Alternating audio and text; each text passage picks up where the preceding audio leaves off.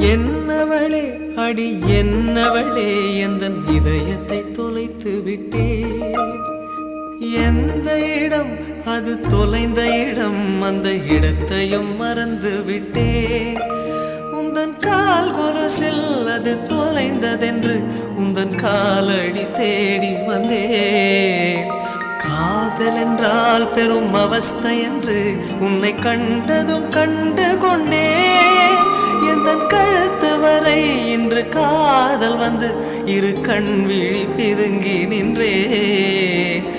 என்னவளே அடி என்னவளே எந்தன் இதயத்தை தொலைத்து விட்டே.